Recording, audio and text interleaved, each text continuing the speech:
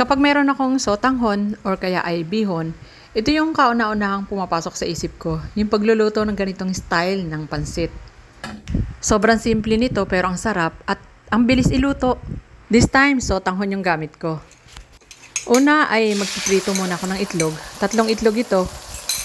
Sa pagpiprito naman ng itlog ay gusto ko yung malambot na malambot pa yan.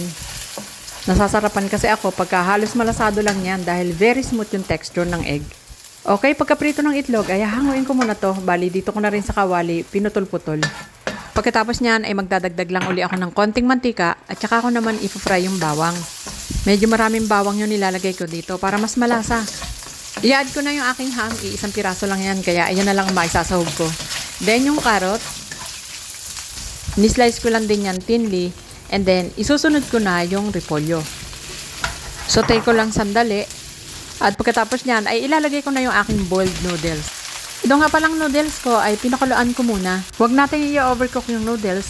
Hahanguin lang natin yan pagka yung halos maluluto na para hindi magkadurog-durog pag in-stir fry natin. Nag-add din ako ng oyster sauce at saka itong soy sauce. At mag-a-add din ako ng pamintang durog. At pagkatapos niyan ay hahaluin natin mabuti hanggang ma-covered na ng toyo at saka ng oyster sauce yung bawat strand ng ating noodles. Gustong gusto ko yung noodles na to lalo sa almusal tapos meron kang kape, ang sarap. Simpleng-simple lang yung noodles na to. Kahit walang lahok ay pupwede yan, masarap pa rin.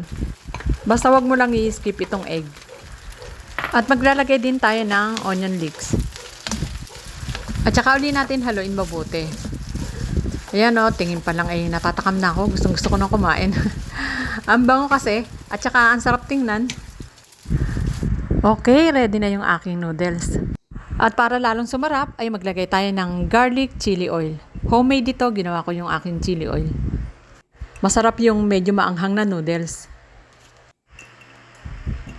Heto na at taste test na tayo. Pag sa almusal ko to kinakain, ang ipinapartner ko dito ay yung mainit na kape. Pero pagka minimerienda ko to, ay gustong gusto ko to sa pineapple juice or kaya sa soft drinks.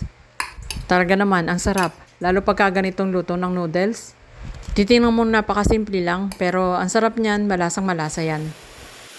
Okay, enjoy and thank you for watching.